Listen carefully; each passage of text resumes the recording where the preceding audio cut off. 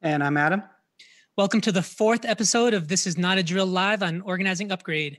Thanks as always to the Real News Network for holding down the tech and video production. Tonight, Adam and I are again talking with leading left strategists about what strategies and organizers should be investing in this post-Bernie, post-Warren context. The electoral terrain, as everybody knows, is seriously fraught at this moment with no possibility of a unifying left figure at the top of the ticket. Not only are we fighting voter suppression and measures across this country, but we're facing the ultimate in potential voter suppression through canceled primaries and the looming threat of a canceled general election. The self-congratulatory Biden wing of the party may only begrudgingly make room for progressives and their platform. So a lot of groups have moved quickly to develop demands in the face of the pandemic. Organizers are hard at work securing the best possible outcomes for our communities, but really the debate rages on in a lot of ways about what the left progressive strategy in this period should be. And that's where we hope to pick up our conversation tonight. What is our 2020 strategy to fight Trump and the right while putting progressives and leftists in the strongest possible position to anchor a broader movement in the long and short term? So before we introduce the guests for tonight, we want to make sure everyone has the date and a little information about the next episode. It's going to be May 20th. Same time, same place. It's going to be another amazing group of all-star guests. So we have former congressional candidate Jessica Cisneros, who ran in Texas, longtime movement strategist and intellectual Harmony Goldberg, and Illinois State Senator and former organizer Robert Peters. So far, we may have more guests, and so put that down on your calendar. Make sure to join us. It's going to be great. So for tonight, want to introduce our guests. These folks are all strategists, organizers, like our previous shows, are ready to kind of get into some great conversations. So Maria Svart, National Director of DSA, Democratic Socialists of America. Ava Ben-Ezra, Campaign Director for Justice Democrats.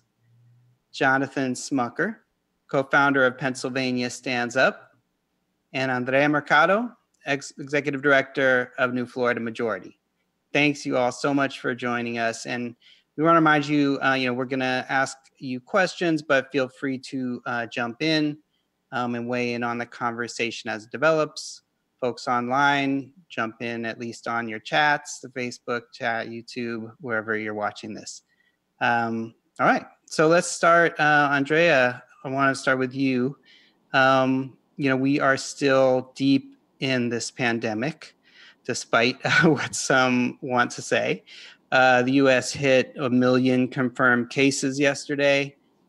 Can you just talk about how you see the coronavirus being, what a factor in the 2020 election? What consequences do you think it might have on voter suppression, on the election?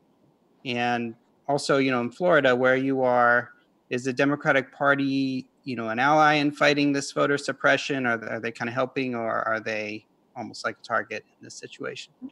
Mm-hmm. Hi, thanks. Good evening, everyone. The coronavirus pandemic, I think, was escalating in the middle of the Florida preference primary on March 17th. And all of us had to kind of pull canvassers and volunteers off the doors and pivot into phone banking and kind of our new way of engaging folks. We actually filed a lawsuit against the state with Advancement Project and Demos, Dream Defenders, and others, really insisting that the state should be mailing, or extending the vote by mail deadline so that people didn't have to put their lives at risk to vote in that election. And what we've seen since day one is Governor DeSantis burying his head in the sand and refusing to deal with the level of crisis. We actually just refiled that lawsuit last week because we believe we really do need to protect our August and November elections and don't trust this administration, frankly, to do anything other than suppress the vote and do everything possible to keep communities of color from voting and keep people from getting their checks. I mean, what's happening in Florida right now is criminal. We have the lowest unemployment benefits in the nation. We're, I think, in the bottom 5 only $275 a week. And for the shortest duration, only 12 weeks. And that's even if you can get them, because our website has been down. It's kind of been notorious how the Republicans designed a system that was set up to fail. And I think it was only 4% of people who actually were able to submit their claims were receiving benefits. So there's massive, on May Day, on Friday, there's massive protests and actions demanding that the state cut the checks. And yet they do cut the checks for their friends, right? For the 1%, for the largest corporations in the state. I think there's $500 million in tax breaks slated to go out by May 1st to some of our biggest corporations. So the situation is really dire. We all know that undocumented folks are being targeted by the federal administration. But here in Florida, DeSantis doubled down on that strategy. He ran on a platform in 2018 of building a wall in a state that has no border with Mexico or anywhere other than. It's, I think the level of crisis is extreme. We've spent the last month phone banking and calling our community members and our supporters. Our team has made over 300,000 calls and had over 20,000 conversations just to ask people how they're doing. And what we're seeing is what folks all over the country are seeing: massive job loss. People don't have access to food. People are worried about their inability to pay the rent. So the situation is very serious. And I just don't think there's any way to overstate the ways that this is going to dominate our political conversation and the elections this cycle. I just don't think that there's any way around it. For us in Florida, there's been some changes in the Democratic Party.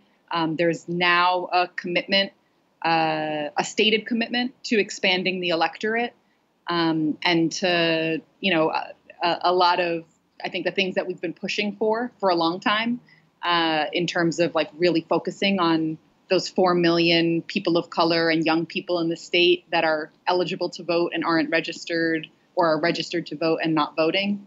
But muscle memory kicks in a presidential election cycle. So I think that a lot remains to be seen. Thanks. Maria, I want to bring you into this conversation. So, with Bernie out of the running, how should leftists and progressives relate to the Democratic Party in this period? So, DSA's obviously had debate about this within the organization. The Biden camp is going to view their victory in the primaries as proof that the party electorate is not committed to socialist views, despite Bernie claiming to have won the ideological battle. So besides, continuing to run socialist and down ballot races, is there still a fight to be had inside the Democratic Party this year? And if so, what is it? What is that fight? And what's the strategic value of those fights? Well, Bernie did win the ideological battle, and we saw that when all of the other candidates had to move to the left, and how everyone coalesced around Biden was amazing to see, although we should have expected that. I actually think that the key is running down ballot races, and DSA has 100 of our endorsed candidates in office now, and running down ballot candidates is very key, because and most of them are running in Democratic primaries. So for DSA, the way we think of elections are primarily a way to have some sort of power. Oh, my internet connection says it's unstable. I hope you can hear me. So one, we do need to have a voice in government. We do need to have a voice, the bully pulpit, to lift up these ideas and wage the ideological battles, because it's just as crucial at the local level as the presidential level, although you can't speak to millions of people at the local level. But demonstrating our power locally can scare politicians into doing the right thing. And that's what's so frustrating when we look at what's happening in Washington right now, or rather what's not happening, which is that the Democrats in the House are unwilling to stand up and really make transformative demands, speaking to the deep, deep need that Andrea mentioned. People are literally starving. People are going to work knowing they're going to be there. It's like they're going to expose themselves to potential death, and they're seeing their coworkers dying. And the ideological fight that needs to happen isn't happening. And that's because a lot of folks just aren't scared. They're too comfortable. So for DSA, our electoral strategy is about local elections primarily. And one of the things I wanted to talk about tonight is the importance of building a base between elections, because there's so much, every year or every 2 years, every 4 years, there's this huge fight about whether to vote for the lesser evil for president. And it's the same thing this year. People are not going to change their minds. A lot of young people, but not just young people, are furious. Many of them are probably going to vote for Biden in the end, but some of them won't, and we're not going to be able to convince them. And I think that it is a distraction from the larger question, which is how do we build power across the country when we get caught up in questions about how much can we influence the presidential, at least for an organization like DSA of socialists. So our question is really, how can we build our base? How can we fight, whether it's doing mutual aid or doing, legislative pressure campaigns to try to fight for the next stimulus bill? How can we support people organizing in their workplaces to build the kind of infrastructure that in the long term will build the kind of power that we need?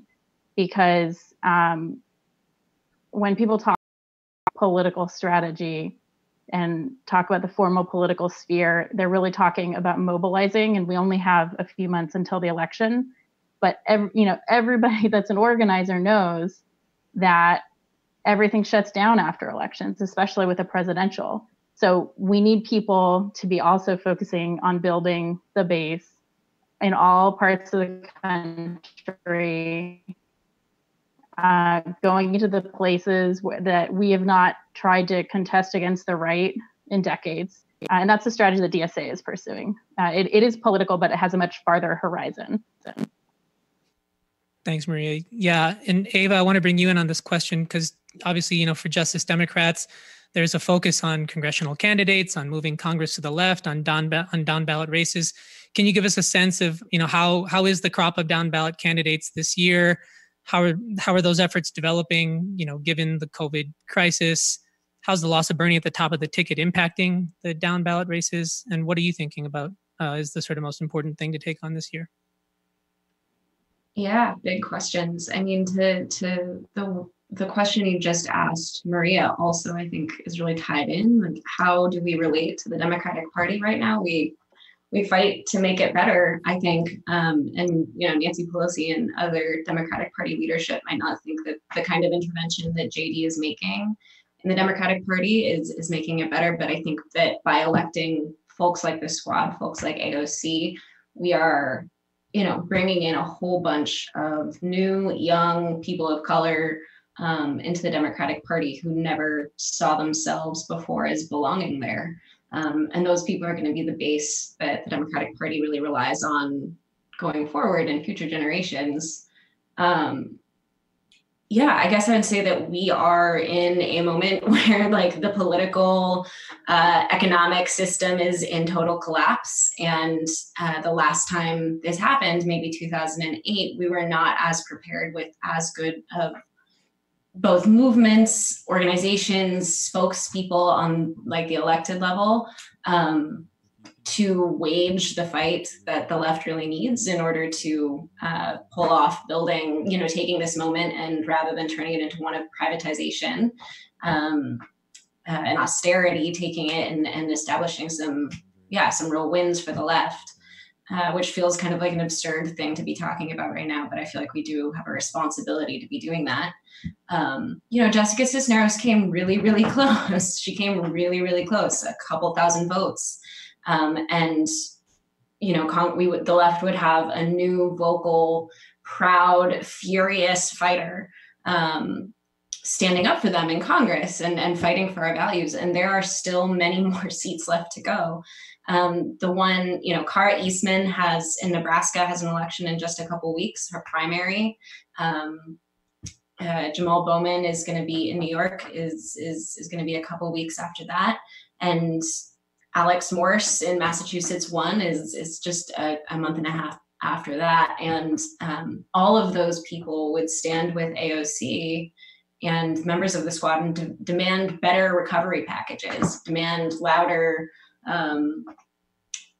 policies that we all really know that we need to continue on right now. And of course, our jobs just got so much harder. Like an insurgent candidate really, really relies on things like door knocking and really, really relies on things like earned media to pull off an upset victory. And both of those things, door knocking for obvious reasons, earned media because the press doesn't really want to cover anything that's not Joe Biden or coronavirus, became a lot harder for us to pull off.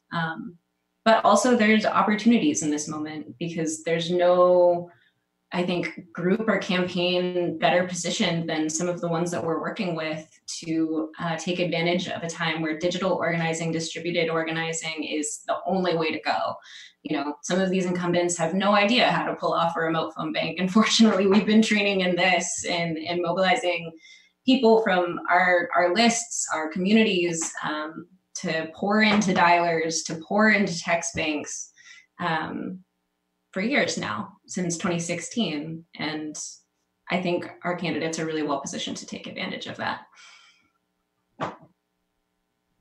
Yeah, and Jonathan, I know you've done a lot of thinking about kind of the factions in the Democratic Party. How do you think that's shaping up this year, whether it's from the Bernie primary or you've also worked on congressional primaries before? Is the factionalism, is it more factionalized? Are there opportunities? Did we kind of get defeated in this round? How are you seeing things develop? Yeah, I think first I would back up and kind of look at where we're at in terms of this crisis within this particular crisis of the COVID-19 pandemic in relationship to a much longer term unfolding crisis. I think we've been in what people would call a crisis of legitimacy in this country since well before the 2008 meltdown. Basically we have the Reagan coalition that came to power in 1980, basically getting so much of what it wanted, and that resulting in a government that is totally not prepared for a crisis like this in every which way, in terms of being ready, in terms of a healthcare system, being ready just to have a functional government that can say coherent things and offer clear guidance to mitigate the harm. But then also at the electoral level, how to run an election in a moment like this. And then there's the Democratic Party, right? We do not have a functional opposition party in a moment when you need an oppositional voice to be clear, to be coherent, to be helping people to make meaning in this crisis. And then I think one of the things, as we're helping people make sense in our organizations, and especially as the younger generations are making sense of this moment and finding themselves in the economic precarity that they're in, the looming threat of climate change, and everything that's at stake, it's easy to get depressed when we look at Bernie in particular and how quickly the centrist consolidated. For me, that was really hard. And the hardest thing was how much I think it actually was within the reach of maneuverability. I think that we could have won this year. And that's really, really hard. I think helping folks to understand and helping to articulate that how much further we are, I think, Ava, you were talking about this a little bit, how much further we are, how much more prepared we are than just in 2016, let alone 2010. And I think that's just one of the stories that we have to articulate, is that, yes, the broader system has been failing. The opposition party has been failing. But part of that is also that we just don't have our bench of leaders, of candidates, of campaigners, of organizations that can really challenge them, right? So when you have parties failing this badly, oftentimes they're immediately defeated, but our bench is small.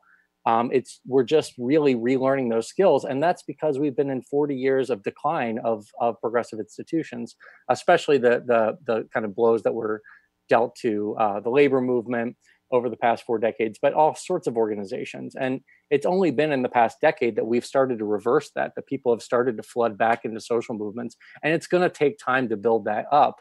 And we're on our way. We've got the squad. We've got a bunch of down ballot folks.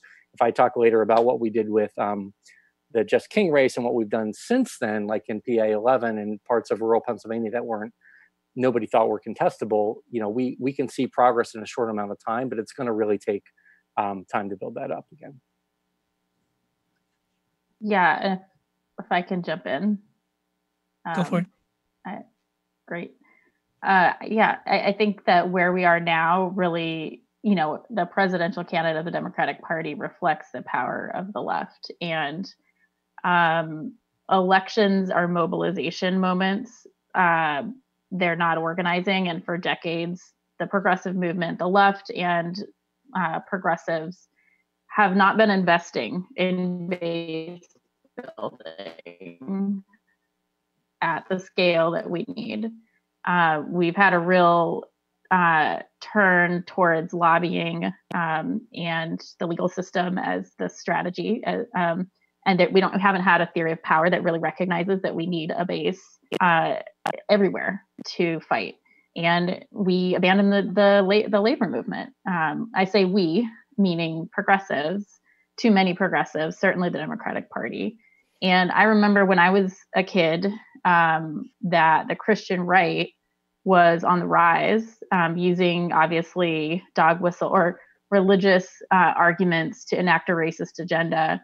And they mobilized housewives, church housewives, to canvass and build their base. And they were pushed back by a broad coalition in the 90s of a broad community coalition of people that came together and recognized that we need to stand up for everyone. But the left hasn't invested in that kind of activity in far too long.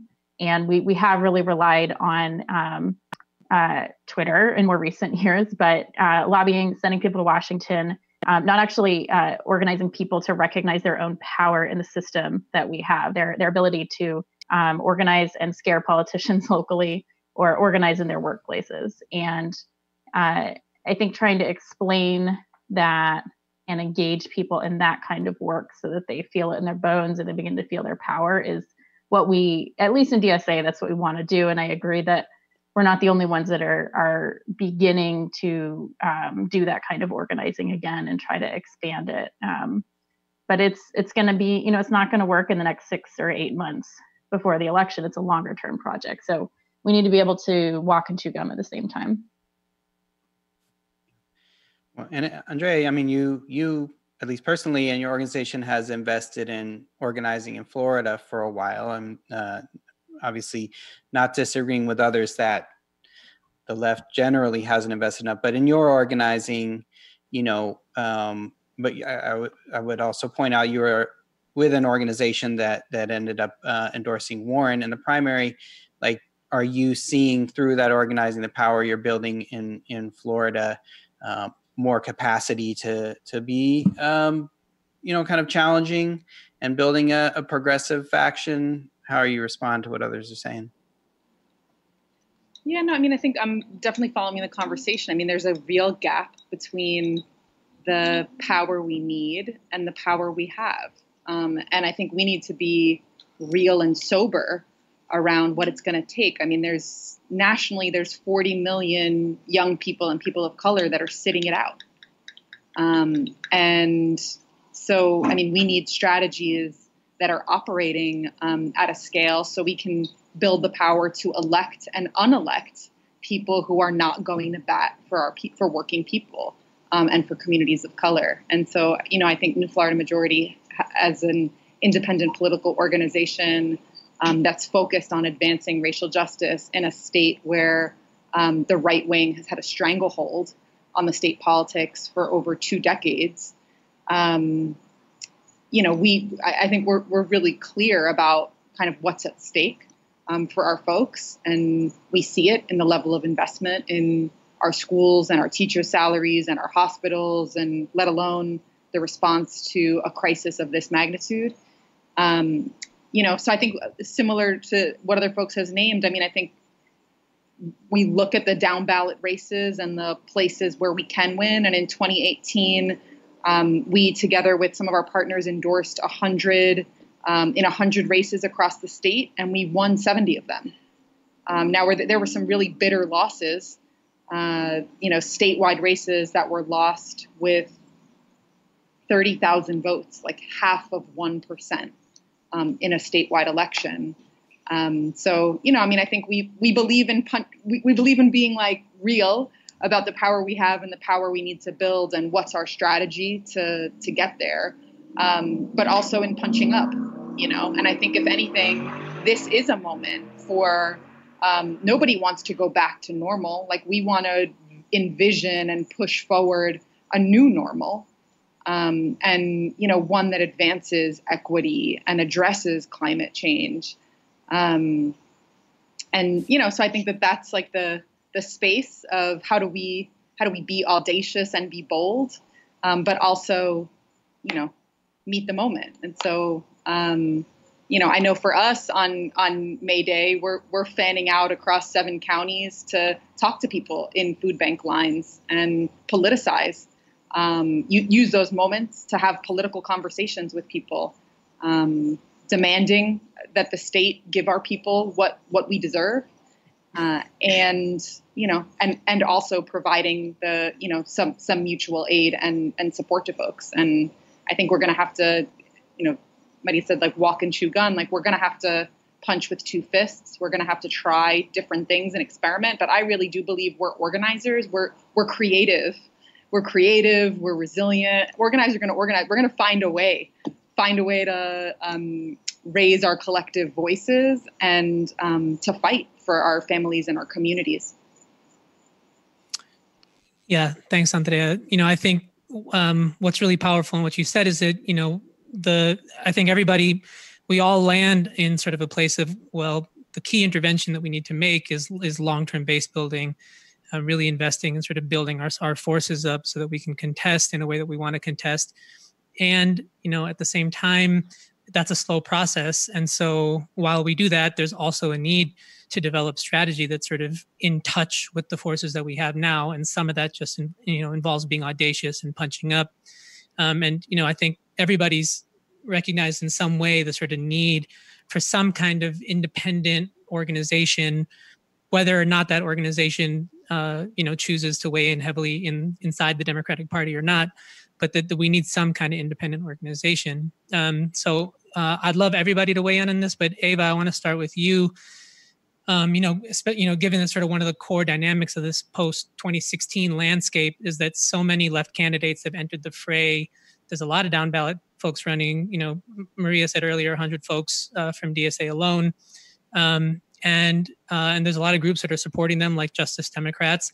What kind of organization do we need, that can leverage the sort of collective strength of these candidates, both when they're candidates and once they've won? What are the kinds of what's the left organization, the sort of independent organization we need to be investing in now to build that strength?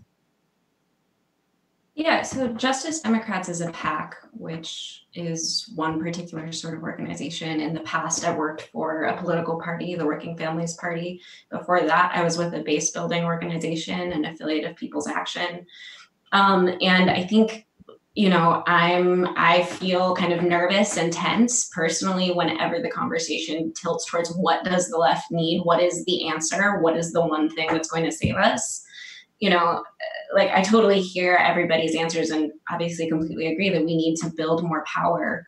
Like, yes, the left needs to be building its base. We need more power. We need to be able to punch up stronger. And also we need to take more seriously the power that we do have, which to me means learning how to work together, learning how to work together across different organization structures, different theories of change, different models, learn how to communicate better. You know, a part of me thinks that if we'd all taken like nonviolent communication courses a year ago, Bernie might be the nominee right now.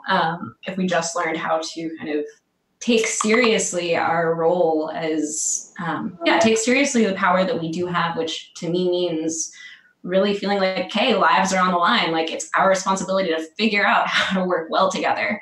The left and everyone, I feel like, devolves into its most petty sectarian selves when we are scared and when we feel powerless. So I think saying, you know, there's not going to be in the near future one organization that unites us all under like one umbrella, and yet we all really share these values and share close but not identical, you know, analysis of what's wrong with the world. And we have to be able to work together across those differences. Can I weigh in on this one? Please.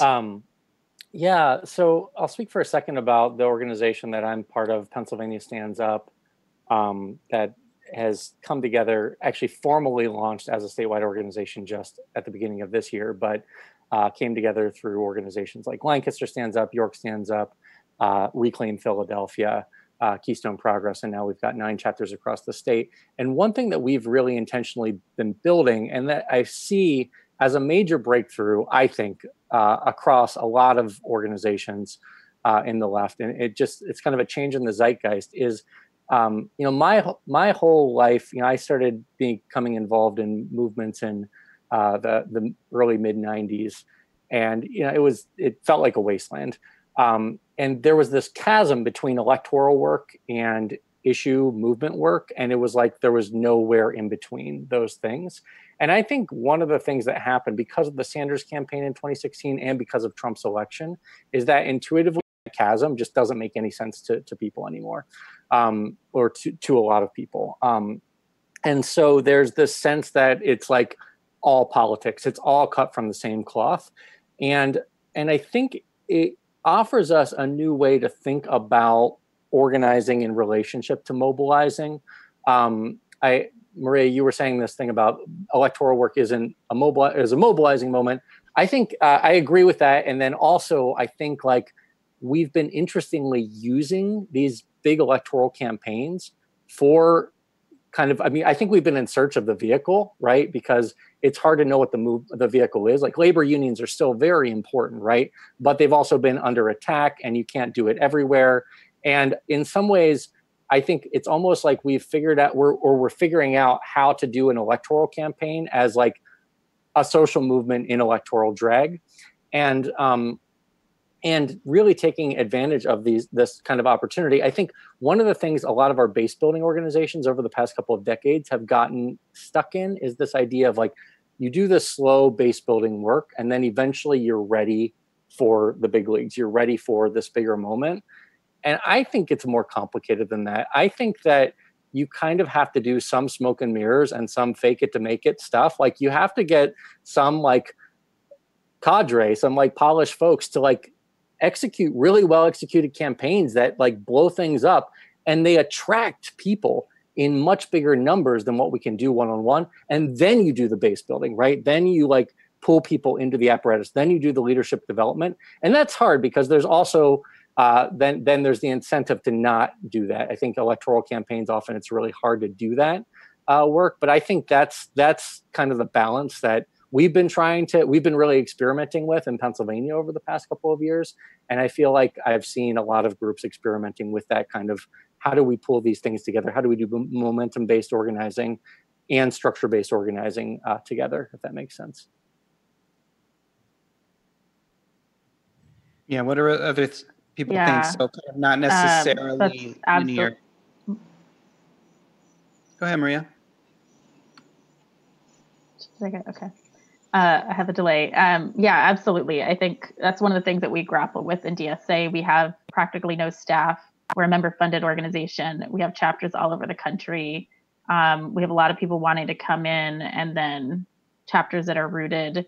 And we have moments like the Sanders campaign when thousands of people join DSA, and yet, you know, a presidential election has a very clear goal, and everybody is driving towards that goal. And then all of the other work that DSA does, unless it's a strike and supporting a strike, everything else that we do is not as unifying because organizing is inherently more messy. So trying to figure out how we use a distributed model to bring people in and then draw them into the longer term work, whether it's, you know, the pressure campaigns or the mutual aid or local electoral work, or what I think is the most important thing. I will say that I think the most important thing happening right now actually is building infrastructure to support mass strikes, because we don't know what's going to happen in November. We don't know what will happen before November, but we do know that workers are dying right now.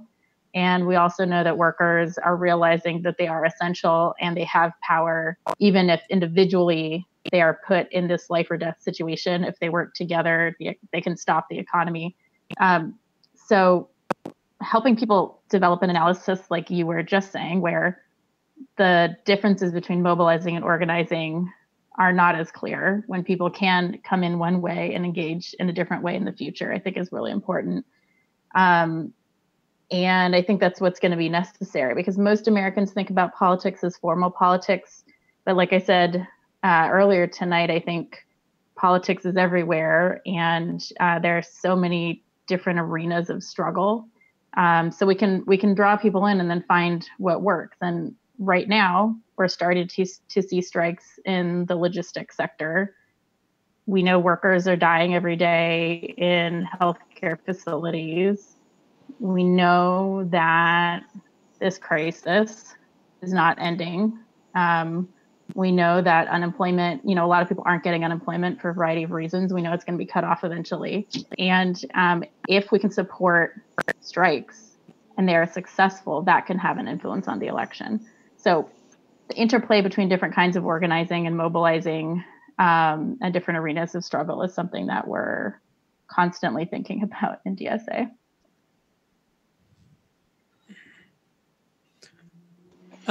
Maria, I want to stick with you for a second and just ask you a bit more about DSA, because obviously, you know, DSA internally is going to have a process to sort of figure out next steps. And I hear you on sort of the focus on strikes and supporting labor organizing.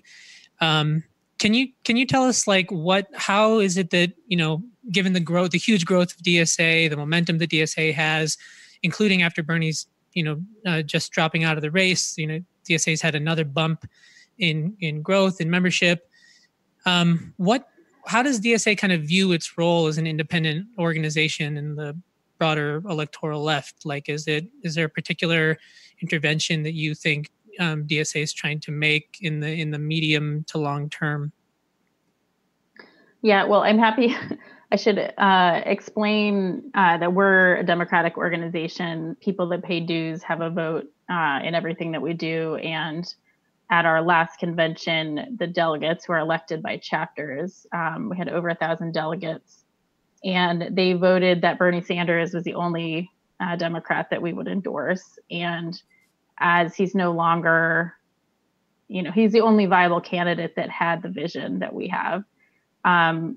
We are going to be serving a different role in this election. And, you know, there are different ideas in DSA. We're an organization that has a broad range of political opinion, and a lot of folks in DSA want to be building infrastructure to eventually build another party as an alternative to the Democrats. And there are other members that want to shift the Democratic Party to the left.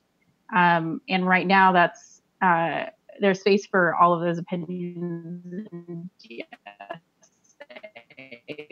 And we can have one foot in and one foot out and do the work that we're doing right now electorally, where sometimes we'll endorse Democrats in primaries. But again, the focus is on base building.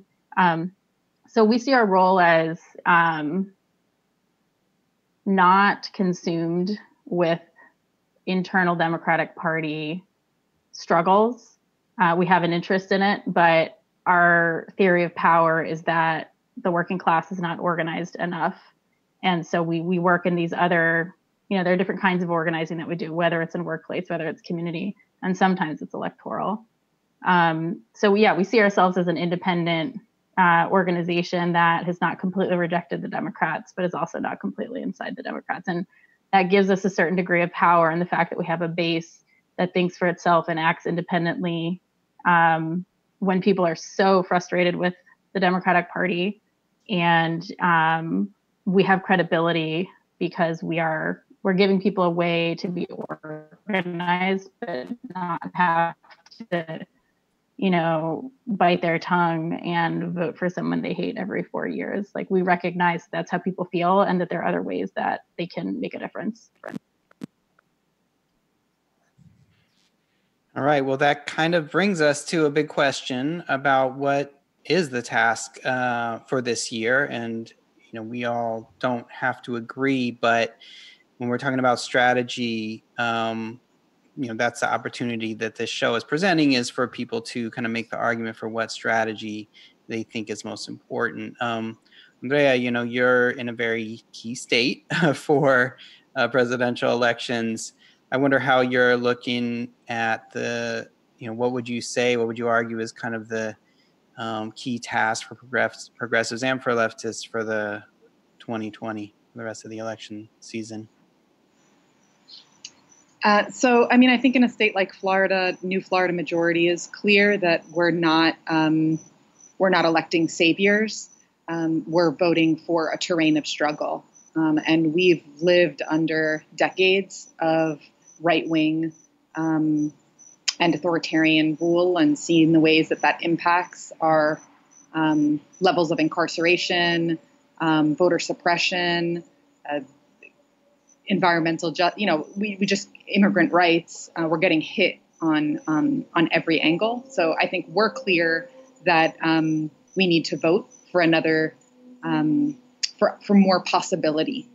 And for us, that means focusing up and down the ballot, and, centering the voices of the most impacted. I think for us, we've been on a deep listening to the communities, community members and the communities that we serve, communities that are concerned about schools and healthcare and their finances, and, definitely creating mechanisms for people to be able to dream together about what's possible, and have been really inspired by some of the work our organizers are leading with formerly incarcerated women, to change the conditions in Florida's exploding population of incarcerated women, or make advances on climate justice.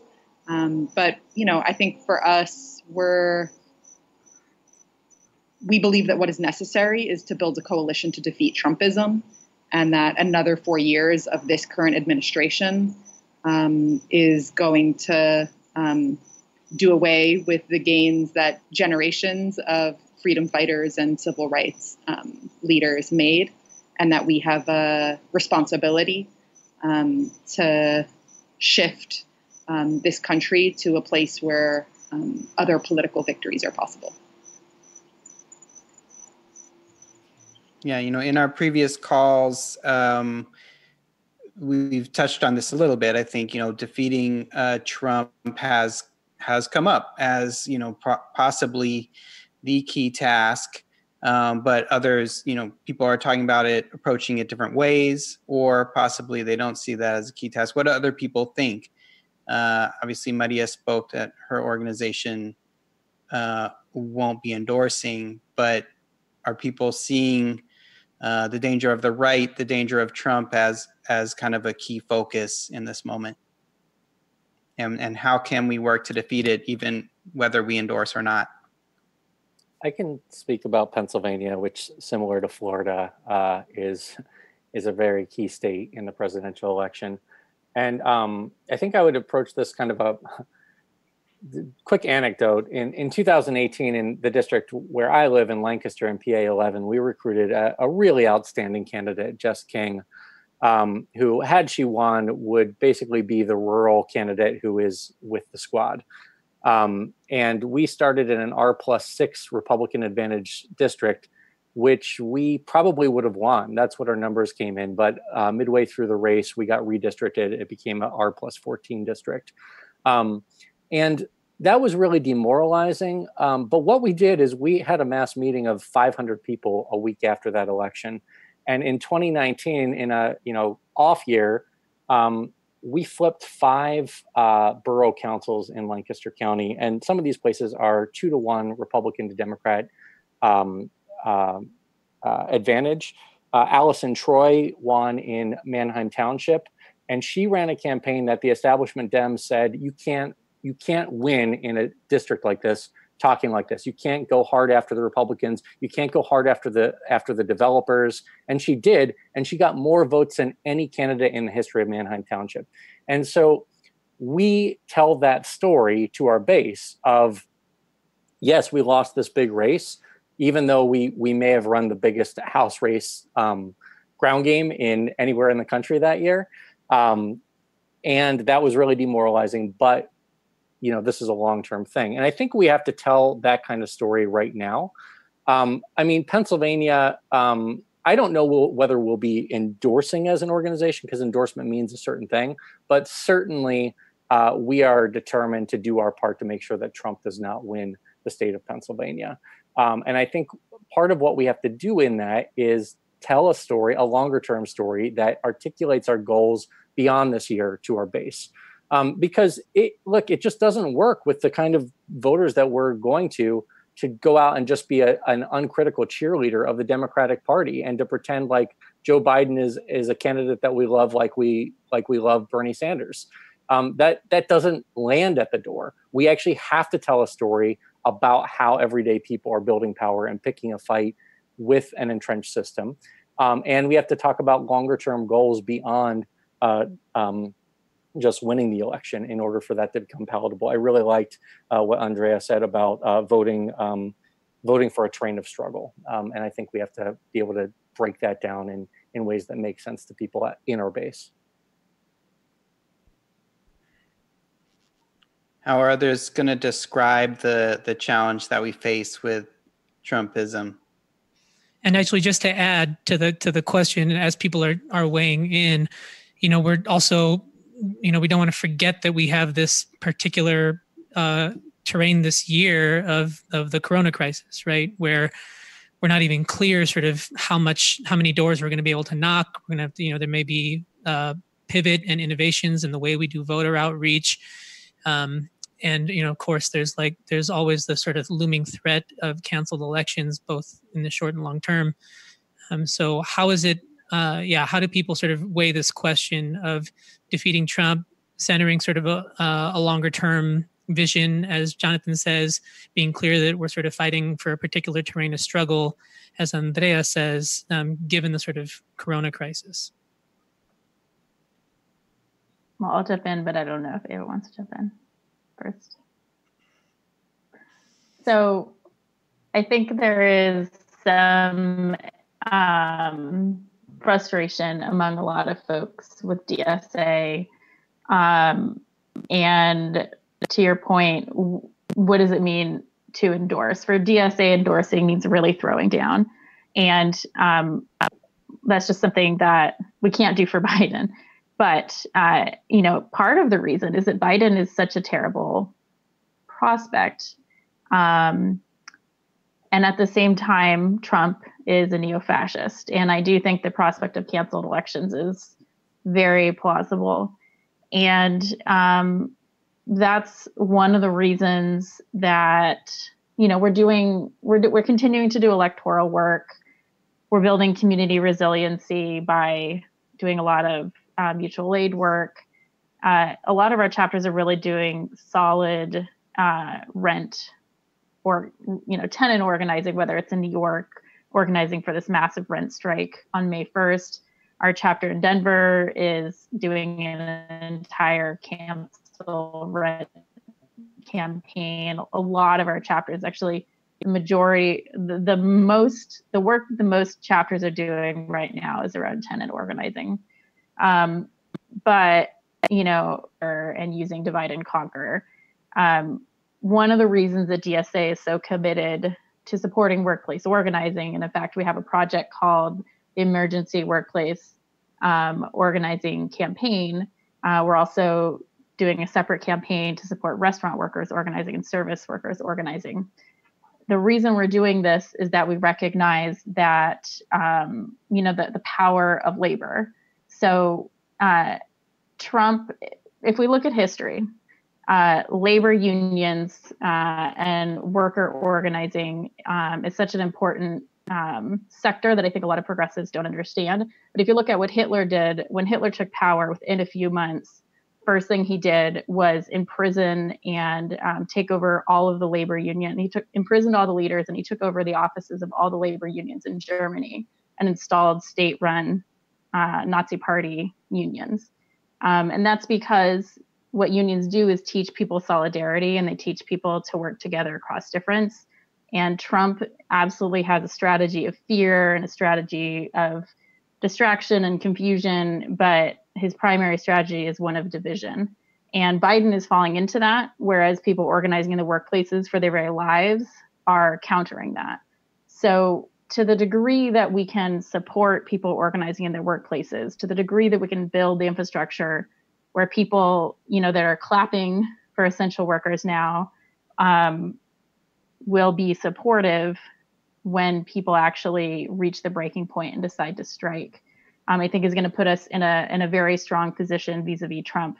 No matter what happens, whether we have an election or not, whether we win or lose the election, we're going to face either a neoliberal Biden or a fascist, a full-on fascist. And people having workplace organization is going to be really critical. So it's a huge emphasis of DSA, even as we do have, our one foot in and one.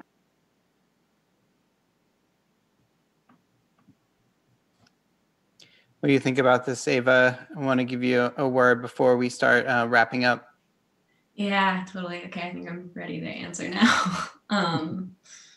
Yeah, I mean, I see Trump and coronavirus as urgent crises that demand all of the attention and focus and everything we have to address them. And I think that again and again across history, we have seen crises like this. This is not the first nor the last time that crises of this scale will hit this country and force all of us to reconfigure all of our lives. There's some things that are unique about Trump, and there are some things that are definitely just not.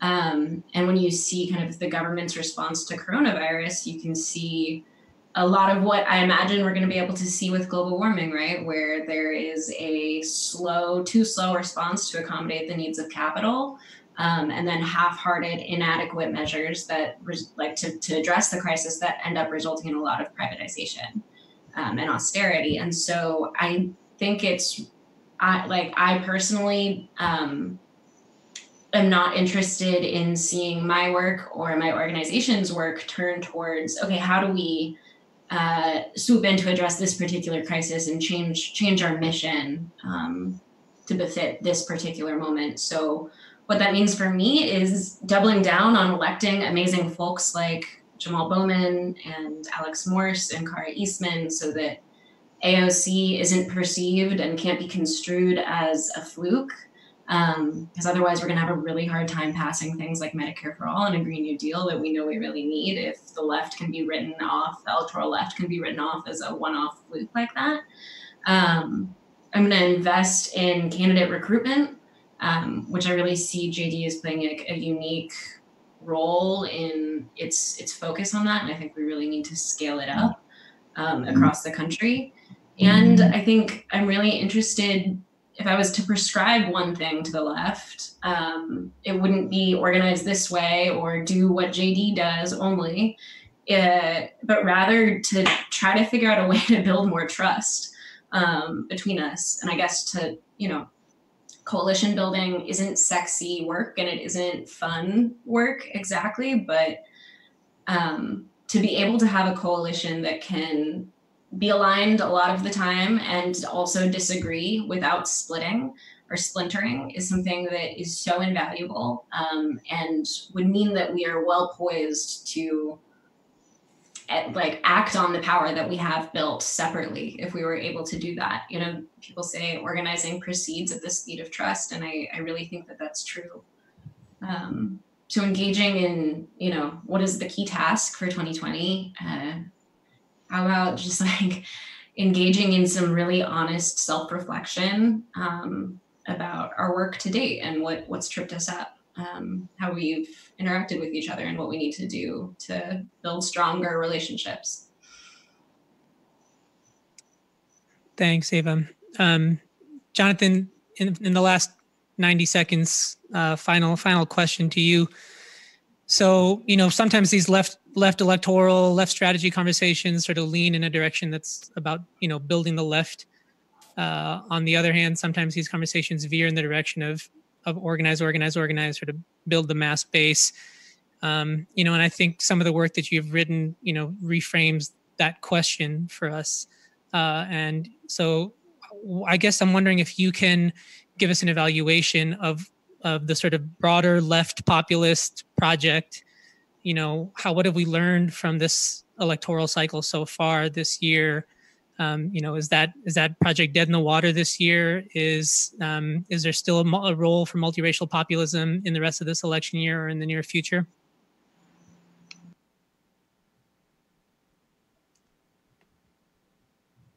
You're muted, Jonathan. Sorry. I don't think it's dead in the water. I think that the way the presidential election panned out is a big setback. But I mean, that was going to be like leap jump ahead if we had been able to win this presidential election. It was always going to be an uphill struggle. I think that in answer to your question, brief, I know that we're at the end of time.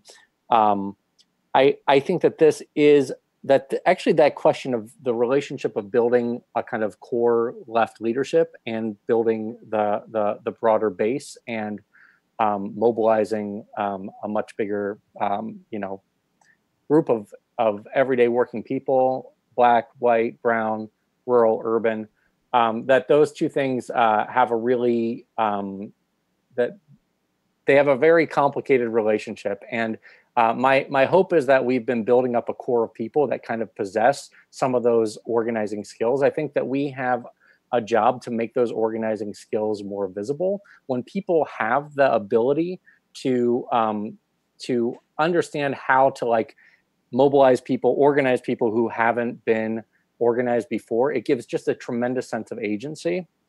And we have to grow those skills as quickly as we can. Some of the work that Ava's doing in terms of candidate recruitment, I used to think it wasn't the candidate that mattered, it's just the movement. Now I think it's really both that matter a lot. And it's not just the candidate, it's getting people who can run campaigns, it's getting the broader movement organizations around them, it's bridging between the issue and the electoral, and all of that, there's a learning curve, and we just have to be kind of exponentially growing that as fast as we can.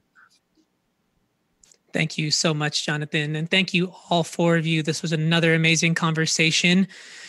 Please, to everybody in the audience, please share this video. It will be available immediately after we end on the channel that you're watching it now. Make sure to check out all of our previous episodes of this show and a whole bunch of great strategy articles at organizingupgrade.com. As we mentioned, our next show is Wednesday, May 20th at 8 p.m. Eastern, 5 p.m. Pacific. Please make sure to join us for that episode. And I'm going to toss it over to Adam for the last word. Yeah, thanks to Real News, Organizing Upgrade. It's been a great show. Want to just wish everybody happy May Day, like folks mentioned on this call.